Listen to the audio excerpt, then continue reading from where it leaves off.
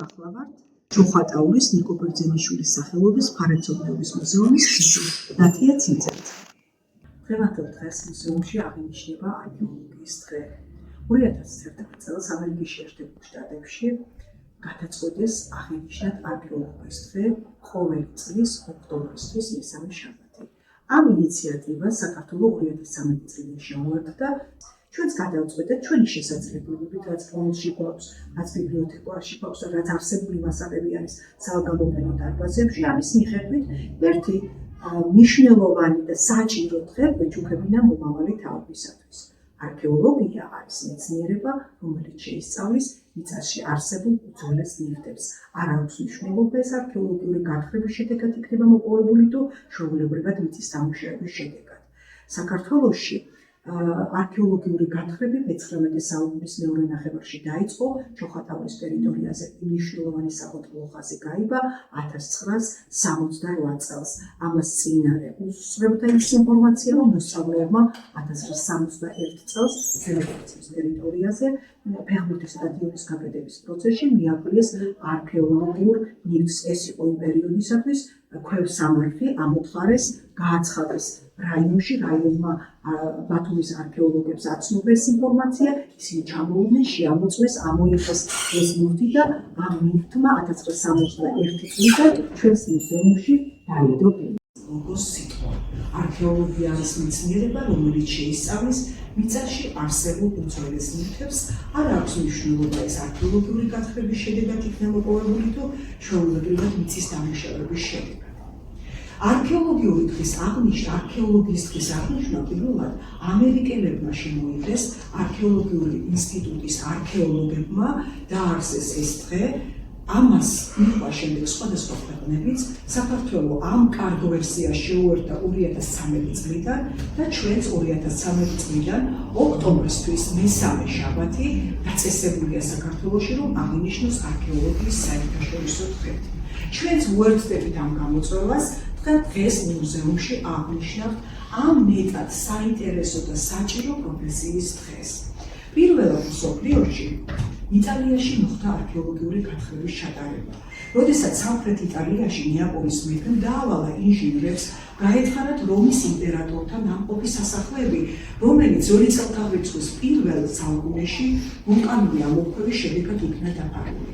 აქ საოცრება გადაიშალა თვალწინ, აქ შენახული იყო არა მარტო იმდროინდელი იმპერატორთა სასახლის კედლები თუ არქიტექტურა, არამედ უძველესი ნივთები, ადამიანებიც, ცხოველებიც, საოჯახო ნივთებიც, პროდუქტიც და ყველაფერი, რაც კი იმ ქალაქში არსებობდა, ხელუხლებლივ იყო შენარჩუნებული და რატომ ეს გამოიწვია იმ ლავის შავი ფერფლის შემცველობამ, რომ ეს ყველაფერი შემოინახა ისეთი სახით, როგორც იმ წუთში ამოფრქვევის შედეგად იყო იმ მდგომარეობაშივე იყო ყველაფერი.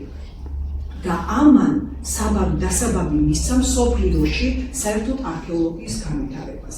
არქეოლოგიური გათხრების შედეგად იტალიაში აღმოჩენილმა უმნიშვნელოვანესმა ნივთებმა, რა თქმა უნდა, მსოფლიოს სხვადასხვა ქვეყნების დაინტერესება გამოიწვია. ამან გამოიწვია ის, რომ უამრავი ტურისტი და დამთვალიერებელი ჩადიოდა იმ ქვეყანაში და ეს მის ეკონომიკურ აღმავლობასაც უწყობდა ხელს. ამას მოყვა შემდეგ თურქეთში არქეოლოგიური გათხრების ჩატარება, მოყვა საფრანგეთში, გერმანიაში, სხვადასხვა ქვეყნებში.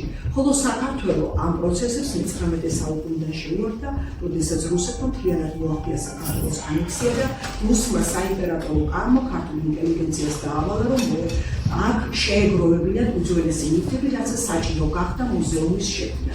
ამ საჭირო დავალებებს შეუძლო ქართველი ინტელიგენცია დიმიტრი ბაქრაძის მეთაურობით და ისინი კარგად სოფელ მიუხედავად ამისა თუ არსებული მდგომარეობისა ყველგან დადიოდნენ და უძველეს ნივთებს იძლევდნენ, რათა მუზეუმი გაემგიდრებოდა.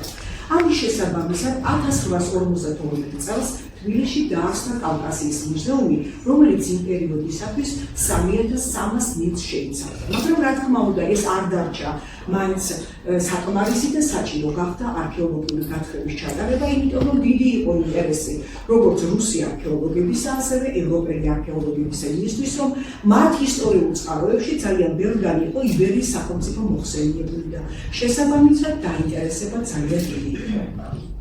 პირველად საქართველოში არქეოლოგიური გათხრები ჩატარდა მე-19 საუკუნის მეორე ნახევარში.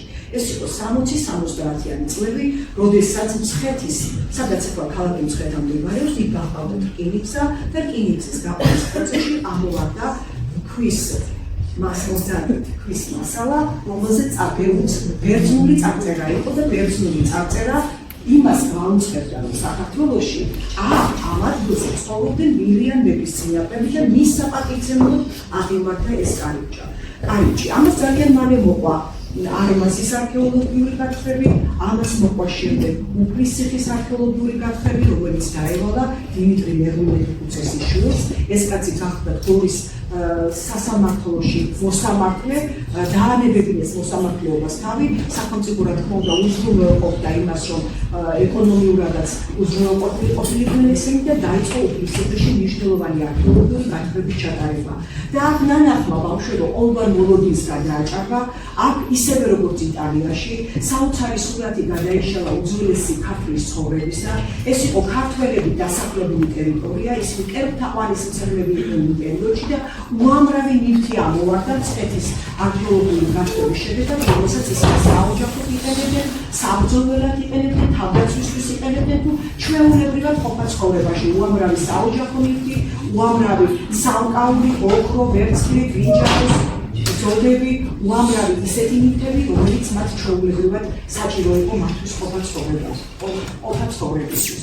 ეს საკმარისი როდი იყო მთელ საქართველოში უკვე ყველგან იქნა დაგზავნილი ისეთი არქეოლოგიური ჯგუფი, რომელსაც ქართველი ინტელიგენცია ხელმძღვანელობდა, ეს იყო დიმიტრი ვაქრაძე, ექვთიმე თაყაიშვილი, იყო აგრეთვე შემდეგ ილია ჭავჭავაძე მოგვიანებით პერიოდში და უამრავი არქეოლოგი თუ განსწავლული ადამიანი, ნიკო მარი აუცილებლად დიდი მისია აქვს ნიკო მარს საერთოდ ამ არქეოლოგიის ცნებაში შეტანილი და მან სწავლებაც კი დაარსა ამისი, რომ არქეოლოგიური განათლება მიიღოთ მოსწავლეებს და ჩაბმულიყვნენ სტუდენტების ამ საქმიანობებში და მოკლედ მთელი საქართველოს ტერიტორიაზე უკვე მე-19 საუკუნის დასასრულსა და მე-20 საუკუნის დასაწყისში მნიშვნელოვანი არქეოლოგიური გათხრები უკვე დაწყებული იყო. დაწყებული იყო 1930 წელს დმანისში მოხდა არქეოლოგიური გათხრების ჩატარება, აქ შუა საუკუნეების ნახალაფარი აღმოჩნდა და აგრეთვე აღმოჩნდა ენეოლითის ხანის ადამიანების ნაყოფი და ამაზე მინდა გავამართლო ყურადღება, რომ საქართველოს რომელი ტერიტორიებიც იქნა გათხრილი ბავშვებო, იქ არა მარტო იმ უძველესი ხანის ადამიანების ნაკვალევი აღმოჩნდა აგრეთვე უძველესი ქვის ხანის ადამიანების ნაყოფი ქვის სამუშაო იარაღებიც. აღნიშნავ და არ გამომრჩება არავითარ შემთხვევაში თრიალეთის არქეოლოგიური გათხრები, რომელიც ეხება იმ ყორღანებს, სამარხებს, რომელიც ბორცვების სახით, რომ შევხედავთ არის ბორცვების სახით და როცა გაითხარა ეს ბორცვები, აღმოჩნდა შიგნით, რომ ამოთხრილი იყო ორმო და ქვებით იყო მთლიანად ამოფენილი, შიგნით ადამიანი შესვენებული იყო 4 ბორბლა ეტლზე იყო დასვენებული და აგრეთვე უამრავი ცხოველის ნეშტი იყო, დარყმული ცხოველების ნეშტი იყო ჩატანებული, აგრეთვე იყო ჩატანებული უამრავი საოჯახო ნივთები, საბრძოლო ნივთები და მადნეულობა, როგორც იყო ბრინჯაოს მადანი და კიდევ რკინის ესეთი რკინის ოდები. მათი სამარხები ძვირფასეულობით იყო მდიდარი და მდიდარი იყო აგრეთვე რკინის იარაღები, რომელიც სხვადასხვა მსოფლიოს სხვადასხვა ქვეყნების რკინის იარაღებს რო შეადარეს, იმ დროინდელ რკინის იარაღებს განსხვავება არ იყო, ესე იგი უნიკალური ხელოვნები დახვეწილობით ჰქონდა ქართველ ხელოსნებს შესრულებული რკინის როგორც სამუშაო იარაღები, აგრეთვე საბრძოლო იარაღები. ეს ყველაფერი როდია, როცა 1947 წელს მნიშვნელოვანი არქეოლოგიური გათხრების ჩატარება დაიწყო კოლხეთის დაბლობზე და ეს იყო ვანი, ქალაქი ვანი, რასაც წინ მოსდევდა ის, რომ წვნიან ამინდებში უამრავ ოქროს ნივთებს ნახულობდა ჩვეულებრივად მოსახლეობა და კიდევ მიწის დამუშავების შედეგად ამ საქმეს მეტად საპასუხისმგებლო საქმის სათავეში ჩაუდგა 1957 წელს ეს იყო დიმიტრი ეს იყო ოთარ ლორთქიფანიძე და აქ ნანახმა ყოველგვარ მოლოდინს გადააჭარბა. აქ იყო უამრავი ოქროს ნივთები, უამრავი სკულპტურები, უამრავი საოჯახო ნივთები, საბრძოლო ნივთები, მაგრამ რაც შეეხება ოქროს ნივთებს, ეს იყო უნიკალური ხელოვნებით შესრულებული ოქროს სამყაულები, ამას ქვია ცვარული მეთოდით ოქროს დამუშავება, ცვარული ტექნოლოგიით ოქროს დამუშავება, რაც დღევანდელ ოქრომჭერლებს ძალიან უჭირთ ამ მეთოდით ასეთი ფორმის ოქროს ნივთების გაკეთება. და თუ კი დღევანდელ ოქროს შევადარებთ ჩვენ იმდროინდელ მოპოვებულ ოქროს, აშკარათა სხვაობა ის სხვანაირი შენადნობითა გამორჩეული, სხვანაირი ფერი აქვს, სხვანაირი დახვეწილობითაა შესრულებული და შემადგენლობაც რა თქმა უნდა უფრო სუფთა და უფრო კარგი და უფრო მაღალი ხარისხის და სრულებით არ მიგვს ის მითოლოგია, რომელიც ამ პერიოდში საბერძნეთსა და საქართველოში წარმოიშვა, ეს იყო მითოლოგია იმ მზის ღმერთზე აიეტზე და მის ქალიშვილზე მედიაზე, რომელმაც უნიკალური ინფორმაცია მისცა ბერძნებს. ესე იგი რა იყო ბერძნების, ესე იგი აქ კოლხეთის დაბლობზე რაც მიღწევები ჰქონდათ ადამიანებს, ეს უხსოვარი დროიდან დასახლებული ადამიანების მიღწევები იყო და იქ შორეულ საბერძნეთში გავარდა ხმა, რომ საქართველოში იყვნენ შესანიშნავი ხელოსნები, შესანიშნავი ჭკუითა და გონებით გამორჩეული ადამიანები, რომელიც ასეთი დახვეწილობით ქმნიდნენ ამ ნივთებს. ამიტომაც ალბათ ჩემი მოსაზრები და ისტორიკოსების მოსაზრებისაც იყო დაინტერესება სხვადასხვა ქვეყნებისა და ამას მოთხოვს ის მითოლოგიაც, რაც საქართველოში და საბერძნეთში არის გავრცელებული. ისინი მოვიდნენ ოქროს საწმისის წასაღებად, აქაც მეცნიერების აზრი ორად იყოფა, ერთნი ამბობენ, რომ ეს ნამდვილად ოქროს საწმისი იყო და შეიძლება ყოფილიყო, იმიტომ რომ ხედავთ ჩვენ რა რაოდენობით ოქროს მოპოვება ხდება კოლხეთის დაბლობზე, კერძოდ კი ვანის ტერიტორიაზე, რომლებიც განთქმული იყვნენ თავისი ხელოსნობით და მეორე ვერსია არის ის, რომ ეს იყო უდიდესი სიბრძნე და გამოცდილება, რამაც ის იმ საწმისზე იყო დატანებული და ამით დაინტერესებული იყო ბერძნები და მოვიდნენ აქ ეს ჩვენი დიდი გამოცდილება და ცოდნა აქედან თან წაეღო. ეს რა თქმა უნდა ვარაუდია, მაგრამ როცა კი ჩვენ არქეოლოგიურ გათხრებს თვალს გადავავლებთ, მიხვდებით, რომ იქ ისეთი მნიშვნელოვანი არტეფაქტები არის აღმოჩენილი, რაც გაოცებას იწვევს ყველას და ამიტომაც არის, რომ კოლხური ცივილიზაცია, მსოფლიო იმპერიოდის ცივილიზაციას არ ჩამოუვარდება პირიქით, შეიძლება წინარეც იყოს, იმიტომ რომ აქ ისეთი არტეფაქტები არის და ისეთი მნიშვნელოვანი დეტალები, რაც სხვაგან იმპერიოდში სხვა ტერიტორიებზე არ ხდება. აი თუ გინდა ავიღოთ ეს არის ბრინჯაოს სკულპტურა, მოოქრომილი, ეს არის თამადა, რომელიც ზის სკამზე და ხელში უჭირავს სასმისი, ეს რას აუწყებს და აქ უამრავი კრატერი არის, აღმოჩენილი კრატერი არის ისეთი საოჯახო ნივთი, რომელშიც ღვინოს ათავსებდნენ და შიგ ღვინოსთან ერთად წყალს ურევდნენ და ბევრ ადგილზე ლაბორატორიულად შემოწმებულია, რომ შიგნით ხორბლის მარცვალიც კი იქნა აღმოჩენილი. ეს მათი საკრალური წესის აღსასრულებლად გამოიყენებდნენ ამ რიტუალურ სიტუაციას, ამას მოწმობს აქ აღმოჩენილი სხვადასხვა სასმისებიც. არის აგრეთვე ისეთი სასმისები აქ აღმოჩენილი ქვემსამართებში, რომელსაც ორი პირი აქვს. ერთი პირი ნიშნავდა იმას, რომ ამ ქვეყნიურ სამყაროში მიირთმევდნენ იმ ღვინოს თუ რაც იქნებოდა შიგ-სიტყვე ჩასხმული, მეორე პირით კი იმ ქვეყნიურ სამყაროში მიირთმევდნენ იმ ღვინოს. ჩვენ ვიცით, რომ აი ამ პერიოდში ერთაყვანის მცემლები იყვნენ ამ ვანში და საერთოდ კოლხეთის ტერიტორიაზე დასახლებული ადამიანები და ამ კრატერებზე უამრავი კერპის იმდროინდელი მათი სადიდებელი კერპების სახეებიც იქნა გამოხატული. აქ გამოხაზული იყო ხაზებით, ტალური ხაზებით, ეს იმას ნიშნავდა, რომ დინარის კერპსემდე პატივს გამოსახული იყო კიდევ მზე, რომ ხსოვარი დროიდან ჩვენთან მზესემდე უდიდეს პატივს გამოსახული იყო სხვადასხვა ადამიანების სახეები და გამოსახული იყო კიდევ სხვადასხვა რამ, რასაც ყველაფერს სხვას მისი დანიშნულება ჰქონდა და ეს კი ცხადია, რომ იმდროინდელი კოლხეთის დაბლობზე ვანი ეს იყო უმნიშვნელოვანესი ქალაქი, რომელიც გამოირჩეოდა თავისი მიწათმოქმედებით, მესაქონლეობით, ხელოსნებით, მათი ხელოსნობის ამბავი სხვადასხვა შორეულ ქვეყნებშიც კი იყო გავრცელებული. აქ ერთი ფოტო გვაქვს ისეთი, სადაც მამაკაც ყელსაბამი აქვს და საყურე უკეთია. ეს იმას მოწმობს, რომ უკვე საქართველოში ეგვიპტური კულტურის გავლენაც არის და ამას კვლავ დაუბრუნდები იმიტომ რომ ჩვენს მუზეუმშიც არის ისეთი არტეფაქტი ნანახი, რომელზეც გამოსახულია მამაკაცის სახური.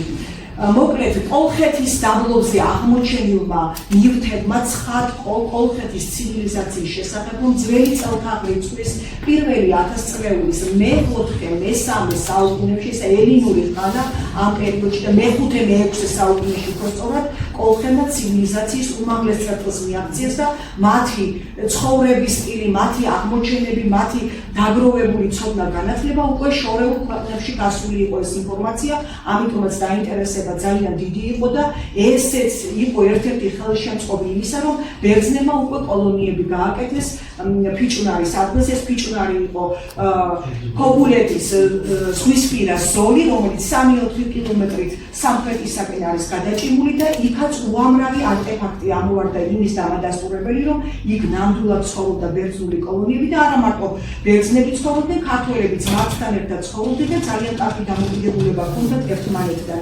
იქ ეს არქეოლოგიური გათხრები ფიჭვნარში 1965 წელს დაიწყო. 65 წელს დაიწყო და იმდენი ინფორმაცია ამოვარდა იქედან მნიშვნელოვანი არტეფაქტები, რომ ამან გამოიწვია ის, რომ უამრავი ადამიანის დაინტერესება გამოიწვია, ჩამოვიდნენ უამრავი სტუდენტებიც, არქეოლოგებიც, ისე განსწავლული ადამიანებიც და ყველა იღებდა ამ ფიჭვნარის არქეოლოგიურ გათხრებში მონაწილეობას. ფიჭვნარის არქეოლოგიურ გათხრებს არ დავაჩვენებ ვაშნას. ვაშნარი არის ოზურგეთის ტერიტორიაზე, სოფელ ვაშნართან. უძველესი დასახლება არის და ამას დიმიტრი ბაქრაძე აღწერს, რომ ესეც აუცილებლად უძველესი ბერძნების დასახლარი იქნებოდა თავიდან, იმიტომ რომ იქ არქეოლოგიური გათხრების დროს ძალიან ბევრი ელინური ხანის არტეფაქტები ამოვიდა მიწისქვეშეთიდან. რა თქმა უნდა, ეხლაც მიმდინარეობს არქეოლოგიური გათხრები. 1959 წელს დაიწყო მნიშვნელოვანი არქეოლოგიური გათხრები, იმიტომ რომ აქ ჩაის ფაბრიკა გააკეთეს და ჩაის ფაბრიკის მუშებისთვის აკეთებდნენ სახლებს და ამ პროცესში კიდევ უამრავი ინფორმაცია მივიღეთ არქეოლოგიური გათხრებით, რაც უფრო ამდიდრებს ჩვენს ქართულ ისტორიას და ელინურ ხანას და იმ პერიოდის დასახლებებს, რომელიც იყო ვანში, ფიჭვნარში, ზემო ფარცხმაში. აუცილებლად არ დავაშორებს ზემო ფარცხმას იმას, რომ იმიტომ რომ ქრონოლოგიურად შეესაბამება იმ ტერიტორიას. ფიჭვნარის არქეოლოგიურ გათხრებში ვინც იღებდა მონაწილეობას, ეს იყო ამირან კახიძე და ნინელი ვაშაკიძე. სწორედ ამ ადამიანების თაოსნობით მოხდა ზემო ფარცხმაში არქეოლოგიური გათხრების ჩატარება. მანამდე კი ამ პროცესებს წინ უძღოდა ბავშვებო ის, რომ მოსწავლეებმა, თქვენ ტოლა მოსწავლეებმა შემთხვევით ფეხბურთის სტადიონის დროს 1961 წელს აღმოაჩინეს ქვევრი და ეს ამოიღეს მიწიდან, იქ ნამყოფი ნივთები, ერთ-ერთი იყო უფროსთაყურე, გაჭრეს ბარისპირით, ერთმა წაუგო თავისმშობელს, მეორემ თავისმშობელს, მშობლები დაინტერესდნენ, გააცხადეს რაიონში, რაიონმა მიმართა არქეოლოგებს და სწორედ 1968 წელს მოხდა პირველი საკონტროლო ხაზის გამლება ჩოხატაურში, ზემო ფარცხმაში. ეს იყო ნაპურალას ტერიტორია. ნახეთ, სიტყვა ნაპურალა იმასაც მოწმობს და ეხლაც არის ეს სახელი შემორჩენილი ტოპონიმად იმ სოფელში. მე თვითონ იმ სოფლიდან გახლავართ და ჩემს ოჯახში მიმდინარეობდა ეს პროცესები ყველაფერი და ვიცი უფროსების გადმოცემით, რომ ეს იყო სიხარული არა მარტო იმ არქეოლოგებისა, ვისაც თითოეული სწავლობდნენ, არამედ მთელი სოფლისა, ყველა მოსწავლეები, მასწავლებლები, მშობლები ყველა ჩართული იყო აი ამ საქმიანობებში და სწორედ ეს დაედო საფუძვლად პირველად ამ მუზეუმში გამოყენა. თორემ მუზეუმი თვითონ ეს მუზეუმი 1958 წელს იქნა დაარსებული. ეს მუზეუმი დაარსდა ნიკო ბერძენიშვილის, აკაკი შანიძისა და სხვა იმდროინდელი ხელისუფლების პირების მეშვეობით და აგრეთვე ამ საქმეში ჩამული იყო ამ მუზეუმის პირველი დირექტორი გახდა რაფიელ გიორგაძე და აგრეთვე ფონდების მცველი თუ მეცნიერ თანამშრომელი სულიკო ვარშალომიძე, ქალბატონი სულიკო, რომელთა დიდი თაოსნობით და დიდი გულისხმებით მოხდა იმ ნივთების შეძენა ამ მუზეუმში, რომელი ნივთებიცაც დღეს ჩვენი მუზეუმი თავს იწონებს. უამრავი ნივთები პირველად ისინი ველზე გადიოდნენ და შემგროვებულ საქმიანობებს ეწეოდნენ, ეძებდნენ მდინარისპირებში, სოფლებში, სხვადასხვა ოჯახებში უძველეს ნივთებს, რითაც მდიდარია ჩვენი მუზეუმი. თავიდან ასე დაიწყო გამოფენა და ამას დაერთო კიდევ ზემო ფარცხმაში მოსწავლეების მიერ აღმოჩენილი ქვებსამართი. მე რა თქმა უნდა 1968 წელს უფრო მეცნიერულ დონეზე და არქეოლოგების მიერ იქნა აღმოჩენილი 34 ქვებსამართი. და ამას ასე დაწყობებით რატომ ვიყვებით ბავშვებო? ამ არქეოლოგიურმა აღმოჩენებმა იმ პატარა რაიონის, როგორც ჩოხატაურია და როგორც სოფელი ზემო ფარცხმა, უნიშნელოვანესი ისტორია მოგვცა გურიაში დასახლებული იმდროინდელი ადამიანების. ეს ელინური ხანა, ძველი წელთაღრიცხვის პირველი 1000 წლის მესამე მეორე საუკუნეები, როცა ადამიანები ცხოვრობდნენ აი ამ მდინარე ორფირას სათავესთან, რაც გვაქვს ჩვენ არქეოლოგიურად გათხრილი, იმაზე გესაუბრებით, თორემ არქეოლოგიური გათხრები რო ჩატარდეს ჩოხატაურში ალბათ უამრავი უნიშნელოვანესი არტეფაქტები ამოვარდება სხვადასხვა სოფლებიდან, განსაკუთრებით მაღალმთიანი სოფლებიდან. აქ ისეთი ინფორმაციები მივიღებთ, რაც იქ კოლხეთში თუ ფიჭვნარში თუ სხვადასხვა ტერიტორიებზე აღმოჩენილი არტეფაქტებს უფრო ამტკიცებს ამ ინფორმაციებს და ჩვენს ისტორიას უფრო მეტ მნიშვნელობას ძენს და ამდიდრებს. აქ აღმოჩენილი იქნა ბავშვებო ადამიანების ძვლები შიგნით, ეს მამაკაცის ძველი იყო, აგრეთვე აღმოჩენილი იქნა საოჯახო ნივთები, ადგილობრივი წარმოების საოჯახო ნივთები, ქვევრები, ქვევრსამარხები, ღვინის შესანახი ქვევრები, ღვინის შესანახი ქვევრებს იმიტომ გეუბნებით, რომ მათ ეთყობოდა და როგორ დაამტკიცეს ღრმად ჩაფლობის კვალი ეთყობოდა მიწაში და აგრეთვე კარგად გარეცხვისა და გაფერხვის კვალი. ეს იმას მოწმობს, რომ უკვე ახალ ადამიანებს მოშინაურებული ყავთ აბორიგენული ჯიშის ვენახი, უკვე ვენახი მნიშვნელოვანი კულტურული მცენარედ ითვლება საქართველოში, იციან მისი გასხვა, იმიტომ რომ შიგ პატარა დანაც იქნა აღმოჩენილი იქნა ისეთი პატარა შალის ნაჭერი, რომელიც იმას მოწმობს, რომ ამ პერიოდისათვის უკვე აქ იციან ძაფის დათვლა ქალებმა და შალის ქსოვილების მოქსოვა, აღმოჩენილია უამრავი საოჯახო ნივთები და უამრავი რამ, რაზეც ლაპარაკი ძალიან შორს წაგვიყვანს ბავშვებო, იმდენი მნიშვნელოვანი ფაქტები იქნა აღმოჩენილი ამ პატარა რაიონში, ამ პატარა ადგილის გათვლის დროს. სხვაგან ასე მასშტაბური არქეოლოგიური გათხრები ჩოხატაურის ტერიტორიაზე არ ჩატარებულა. ეს არის ის ინფორმაცია, რასაც ჩვენი მუზეუმი იტევს და მე არ შემიძლია რომ მადლიერება არ გამოვხატო იმ ადამიანების მიმართ. ეს არის ნიკო ბერძენიშვილი, აკაკი შანიძე, რაფიელ გიორგაძე, სულიკო ვაშალოვიძე, ნინელი ჯმაჯურიძე, ნინელი ვაშაკიძე, ამირან კახიძე და არ გამორჩეს ვინმე ლერადეიდა შეიძლება ლიანა ჯმაჯურიძე, ოტია კალანდაძე, გარდაცვლილები არიან ეს ადამიანები და ნათელი მათ სულებს რომ ბავშვებო ასეთი უნიკალური ნივთების შემოუნახეს ჩვენს რაიონს, ჩვენს ისტორიას და მთლიანად საქართველოს ისტორიას. მაგრამ ეს ყველაფერი როდია, მე კვლავ გავყოლი ქრონოლოგიურად არქეოლოგების მიერ აღმოჩენილ არტეფაქტს 1991 წელს ბავშვებო, დავით ლორთქიფანიძის მეშვეობით უნიკალური აღმოჩენები ჩატარდა ქალაქ დმანისში. მამას წინ უძღოდა მანამდე ერთ-ერთი ხსოვარი დროის მილიონი წლის წინანდელი ადამიანის ცხოველის კბილი, რომელიც იმ ადგილებში იქნა აღმოჩენილი.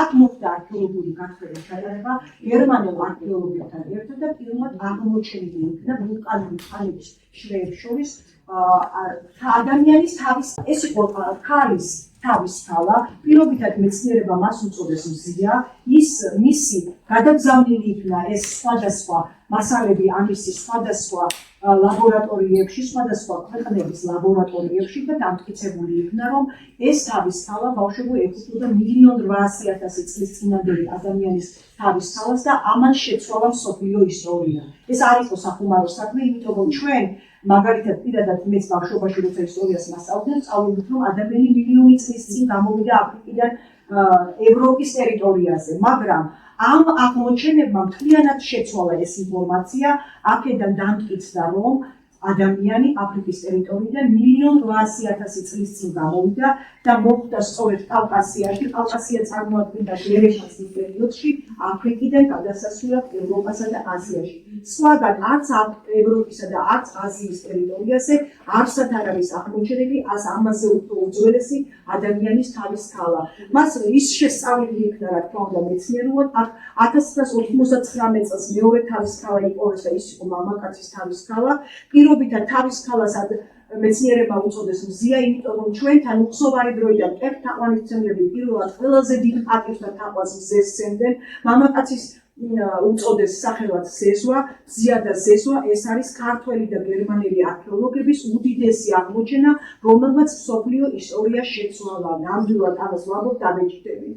ადამიანი 1.8 წლის წინ უკვე არის საქართველოს ტერიტორიაზე, ისინი არიან შუარგოლი ჰომინინდებსა და დღევანდელ ადამიანებს შორის, ისინი გამართულები არიან, თელისწაული ბეწვით დაფარებული, ტვინის ფორმა, დღევანდელი ადამიანის ტვინის ფორმაზე უფრო თხელია და წაგრძელებული ფორმის, მათი ტვინის ფორმა, მათი ქალის ტვინის ფორმა 650 კუბური სანტიმეტრია, ხოლო მამაკაცისა კი 1970 კუბური სანტიმეტრისა, დღევანდელი ადამიანის ტვინის წონა კი 1400 კუბური სანტიმეტრია. რა თქმა უნდა, განსხვავებულია, მაგრამ მათ იმდენი გონი კი ჰქონდათ, რომ აუცილებლად უნდა დაეცვა ცხოველებისაგან, იმ გარეული და მტაცებელი ცხოველებისაგან თავი, რომელიც მაშინ ძალიან მრავლად იყო მთელს ქვეყანაზე, ამიტომ ისინი მარტო ვერ ცხოვრობდნენ, საჭირო იყო ჯგუფურად ეცხოვრათ და ისინი ნამდვილად ჯგუფურად ცხოვრობდნენ. ამას 100 წლის შემდეგ პერიოდში იმ ადგილებში ზუსტად აღმოჩენილი 5 თავის ქალა. და აქ მინდა აღვნიშნო ერთ-ერთ თავის ქალაზე, რომ ერთ-ერთ თავის ქალას ბავშვი მოკრილები არ ჰქონდა საერთოდ. ის ვერ გაიზრდებოდა, საკვები რო ვერ მიეღო, არამედ მას სრულწლოვან ასაკამდე მიაღწია. ამათი ასაკი დამტკიცებულია, ქალის ასაკი არის 22 წელი და მამაკაცის 22-დან 25 წელი და ერთ-ერთ თავის ქალას არ აქვს კვილი. მაშინ როგორ გაიზარდა? ეს იყო ადამიანობის უზრუნველობის გამომხატვის პირველი შემთხვევა საქართველოს ტერიტორიაზე, როცა ერთი ადამიანი თავის კილში უხერხული ამის თქვა, მაგრამ მაინც უნდა თქვა, აქ უცმაცებდა საკვებს და გადასცემდა მეორე ადამიანს, რომ ის არ დაღუპულიყო და კვლავ ეცოცხლა მას. ეს ადამიანობის გამომხატვის პირველი შემთხვევა. ამას გასაგებია აი ეს ფაქტები. აქ აღმოჩენილმა რა თქმა უნდა შეცვალა ისტორია, მაგრამ ეს ყველაფერი როდია, როდესაც 2008 წელს გორის ტერიტორიაზე აღმოჩენილი იქნა გრაკლიანის მთა. ეს იყო გზის გაყვანის პროცესი, როცა ინჟინრებმა აღმოაჩინეს უცნაური ნივთები მიწის ქვეშ და მოუხმეს მათ რა თქმა უნდა ხელისუფლებას ჩართენ შიგნით არქეოლოგები, ამ მთას ჰქვია გრაკლიანი. თვითონ სიტყვა გრაკლიანი წარმოდგება ბავშვებო გრაკლა ძველ ქართულში ნიშნავს ხმას, ხმალს. ესე იგი ეს მთა დასახლებული იყო ისეთი ადამიანები, რომელიც კერპებს სცემდნენ თაყვანს და სულ ხმას გამოსცემდნენ, ეღაღადებოდნენ თავიანთ ღმერთებს. აქედან წარმოდგება სწორედ ეს სახელიც, ამას ასე ფიქრობს მეცნიერები. აქ გათხარეს 11 შრე და ყველა შრეს გათვლის პროცესში სხვადასხვა ეპოქის ადამიანების ნაკვალევი აღმოჩნდა. აღმოჩნდა როგორც ხვის ეპოქის ადამიანების ნაკვალევი, ასევე შემდეგ სხვადასხვა პერიოდების ადამიანების ნაკვალევი. უამრავი არტეფაქტები, საოჯახო ნივთები, საბრძოლო ნივთების, აგრეთვე სამკაულებიც კი აღმოჩნდა, ადამიანების ჩონჩხიც კი იქნა აღმოჩენილი, უამრავი სკულპტურები, კიდევ უამრავი კერპები და განსაკუთრებით ქალის კერპები, რომლებსაც ისინი იმ პერიოდში თაყვანს სცემდნენ და აგრეთვე ესენი მსხვერპლ შესაწირი დარბაზიც კი იქნა აღმოჩენილი, რომელსაც მუხლის ნამყოფის კვალი ეტყობა და აგრეთვე ცეცხლის დამტების კვალი. ძალიან მნიშვნელოვანია, მე პირადად ახთოვანებული ვარ ამ დანახმაში, რა ვიცი, ძალიან გამაცვიფრა და ამდენმა ნივთებმა, რასაც ეს მთა და ამ შუაგული ინახავდა ბავშვებო და ეს ყველაფერი როდია, როცა 2015 წელს შემთხვევით ერთ-ერთ კარიბჭეზე აღმოჩნდა უძველესი წარწერა, 1400-იანი წარწერა, რომელსაც დღემდე იკვლევს მეცნიერები. ამას იკვლევს ჰემატრიკოსები და განსაკუთრებით ამ საქმეში ჩართულია ბატონი ალიკო ცინცაძე, ჰემატრიის დამაარსებელი საქართველოში და მე დარწმუნებული ვარ, რომ ძალიან მალე ქართული ამბნის ისტორიაც შეიცვლება ალბათ. იმიტომ რომ ეს ნაწერი გაგზავნილი იქნა ამერიკის შეერთებული შტატების მაიამის ლაბორატორიაში, გერმანიაში, საფრანგეთში და სამივე ლაბორატორიიდან ერთნაირი მოვიდა ერთნაირი ინფორმაცია, რომ ეს წარწერა ეკუთვნის არა იმ პერიოდს, როგორც მე პირადად ბავშვობაში ვისწავლე, რომ ამბანი ფარნაოზმა შექმნა და ძველი წელთაღრიცხვის მეოთხე საუკუნიდან ხდება ამბნის შექმნა და შემდეგ გავრცელება, არამედ ეს წარწერა ეკუთვნის ძველი წელთაღრიცხვის მე-11 პირველი 1000 წლეულის მე-11 საუკუნეს. შეადარეს ნაწერი შუმერულ დამწერლობას, შეადარეს ფინიკიურ ანბანს, შეადარეს ებრაულს და უძველეს დამწერლობებს, მაგრამ არც ერთად არაფერი საერთო არ ჰქონდა ამ ნაწერს. ანუ ჩვენი მეცნიერების და უცხოელი მეცნიერების ვარაუდით ეს არის პრექართული დამწერლობა. ანუ იმ ელინისტური ხანის ქართველების დამწერლობა, რომელსაც ისინი ამ დამწერლობას იმ ღვთაებების შესახებად იყენებდნენ, ან მათ სახელად და ვარაუდობენ, რომ სწორედ ერთ-ერთი ღვთაების სახელი არის იმ ნაწერში გამოხატული ბავშვები. ეს რა თქმა უნდა შეცვალა ქართული დამწერლობის ისტორიაც, ეს ყველაფერი აუცილებლად გადაიხედება და აუცილებლად უკვე სხვა ინფორმაციებს და სხვა შინაარს მივიღებთ ქართული დამწერლობის წარმოშობის შესახებ. იმიტომ რომ ეხლა რომ ჰემატრიკოსები იკვლევენ ქართულ ამბას და აგერ ხდება იოანეს ოსინეს ქებაის და დიდებაი ქართული საერისარი აი ამ ნაწარმოების განხილვა და კიდევ სხვა უძველესი წარწერების ქართლის ცხოვრების და სხვა უძველესი წარწერების განხილვა აქედან უკვე ხვდებიან რომ საქმე არ გვაქვს იმასთან რომ მხოლოდ ფარნავაზმა შექმნა ანბანი არა ანბანი უფრო ადრე შეიქმნა მხოლოდ ფარნავაზმა განავრცო ამა ქართლს შინა ესე ენა ქართული და ასე შემდეგ როგორც ეს ისტორიაში ამას მეცნიერება დაადგენს ამას დაადგენს ენათმეცნიერები ამბაცოდნეები მე ამას ასე კვეთრად მაინც ვერ ვიტყვი ჯერ რომ ეს არის ჩვენი უძველესი ქართული დამწერლობა მაგრამ 80% მეცნიერებისა ვარაუდობენ რომ ეს არის ის სახე რომელიც ელინური ხანის ქართველებმა შექმნა ამაზე უძველესი ჯერჯერობით საქართველოში საქართველოს ტერიტორიაზე არაფერი არ არის აღმოჩენილი და აუცილებლად გავამახვილებ ყურადღებას კიდევ ბავშვებო ხორბალზე იმიტომ რომ ბევრ კრატერში აღმოჩენილი იქნა ხორბლის მარცვალი, დანახშირებული ხორბლის მარცვალი და ეს ხორბალი შემდეგ ლაბორატორიულად გადაწმუნებული იქნა სხვადასხვა ქვეყნების ლაბორატორიებში და დამტკიცებულია, რომ ამაზე უძველესი სახეობა, რაც ერთმარცვლა ხორბლის სახით არის ჩვენთან აღმოჩენილი და ეს არის შირაქის ველზე აღმოჩენილი და უფრო აღმოსავლეთ საქართველოს ტერიტორიაზე, ამაზე უძველესი ხორბლის მარცვლის ნიმუში ჯერჯერობით ევროპასა და აზიაში არსად არ არის აღმოჩენილი.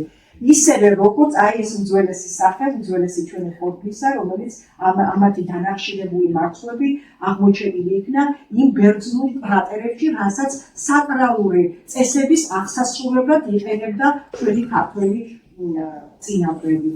აუცილებლად ყურადღებას გავამახვილებ ღვინოზე კიდევ ბავშვებო გითხარით წერან რომ იქ ვაში ძალიან ბევრი სკულპტურა და ძალიან ბევრი სასმისი იქნა აღმოჩენილი რომელიც იმას მოწყობდა რომ უკვე ღვინოს კარგად დახელოვნება ქართველებმა იციან ეს ზემოფარცხნის ტერიტორიაზეც ხდება ფიჭვნარშიც აგრეთვე და აგრეთვე ამ აზრის დაგვიგვინება რომ ჩვენი ღვინის სამშობლო არის საქართველო ის არის რომ 2017 წელს აღმოჩენილი იქნა თბილისის მახლობლად უძველესი ქვევრი ესეც შემოწმებული იქნა მეცნიერულად და ლაბორატორიულად და მტკიცდება რომ ეს ქვევრი არის 8000 წლის წინანდელი ანუ პირველი ადამიანი ჰომინიდებსა და ადამიანებს შორის არის საქართველოს ტერიტორიაზე აღმოჩენილი უძველესი ხორბლის სახეობა საქართველოში იქნა აღმოჩენილი. უძველესი ღვინის ქვევრი და ღვინის დამუშავების წესები საქართველოში იქნა აღმოჩენილი. და უამრავი არტეფაქტი კიდევ რაც ბავშვებო ქართულ კულტურას და ჩვენ ქართულ სახელმწიფოებრიობას უნიკალურს ხმის. აი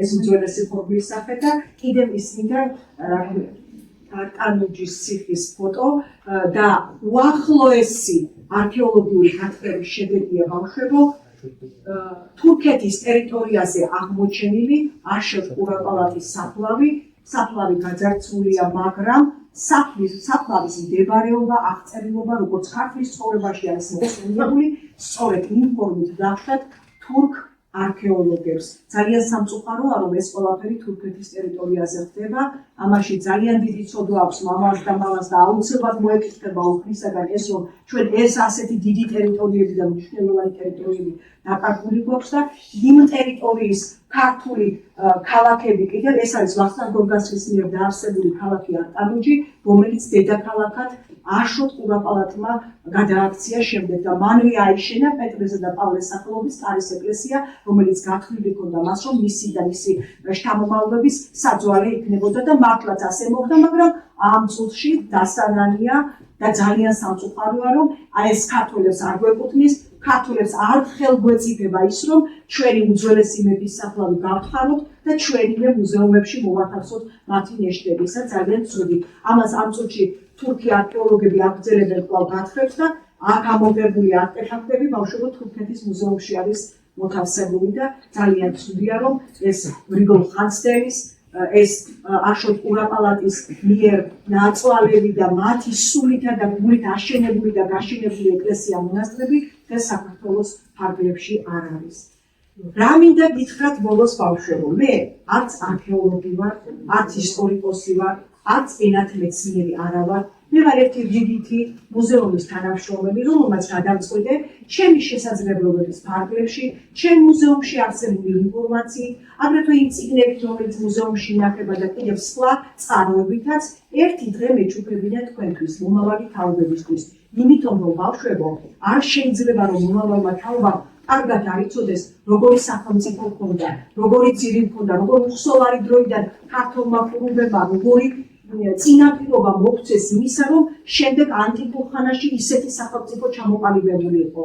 და იმ ერს, რომელსაც ისტორია არ აქვს, ბავშვებო, იმ ერს მომავალი არ აქვს. და რა იქნებოდა ჩვენი ცხოვრება, რომ თქვენ ასეთი კარგი ახალგაზრდები არ აგრძელებდეთ იმ წინაპრების მიერ დატოვებულ საქმიანობებს, არ შეიძლება რომ თქვენ არ გაისისხლოთ და არ შეიგნოთ ის, რომ ჩვენი ქვეყანა უძველესი ქვეყანაა და თქვენ შეგიძლიათ მსოფლიოს სხვა ცივილურ ქვეყნებს შორის, უძველეს ცივილურ ქვეყნებს შორის ამაყად დადგეთ და იამაყოთ თქვენი წინაპრები, თქვენი სახელმწიფოებრიობით, თქვენი შეძენილი უძილელი ინფორმაციით, ქართველი კურუმებით და იმ ადამიანებით, რომელმაც ასე რუდუნებით, ასე სათუთად, ნიჭით, გონებით, გამოცდილებით შექმნეს ქართული სახელმწიფოებრიობა, ქართული სახელმწიფო, რომელიც დღეს მოგვიტარეს და იცით, რომ ალბათ მსოფლიოს უამრავი ადამიანები არსებობს დედამიწაზე და 200 სახელმწიფოა, მხოლოდ ამ 200 სახელმწიფოში ერთ-ერთი ქართულია. 14 ანბანი არსებობს და ერთ-ერთი ქართული არის და ეს ქართული ანბანი რიგით მეხუთე იყო, მაგრამ აუცილებლად გადაინაცვლებს და დარწმუნებული ვარ, რომ ან მეორე იქნება, ან მესამე თუ არა პირველი.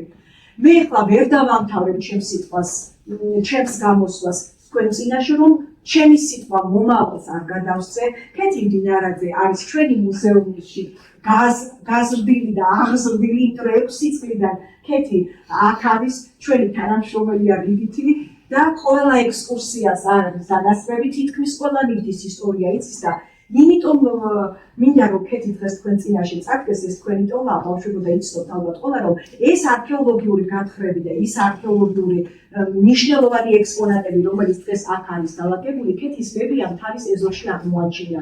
ეს ქალბატონი გახდათ გარდაცვლილი ქალბატონი ლიანა თოდუა, ისტორიკოსი იყო, ჩაისუბნის სკოლის დირექტორი და შემდეგ ისტორიკოსი, რომელმაც მიწის დამუშავების შედეგად მის ოჯახში, საკარმიდამო ნაკვეთში აღმოაჩინა ნეოლითის ხანის ქვის იარაღები, ეს სამუშაო იარაღები, რომელსაც ჩვენი წინაპრები იმ პერიოდში ნეოლითის ხანის პერიოდში მიწის სასამუშაოდ იყენებდნენ. კეთი თვითონვე შეესწრო ამ არქეოლოგიურ გათხრებს, რომელიც 2018 წელს ჩატარდა და ეხლა ვთხოვ კეთის გადმოგწეს ის ემოციები და თავეჭრილები, რაც იმ არქეოლოგიურმა გათხრებმა მის ეზოში ჩატარებულმა მასზე მოახდინა. ხო,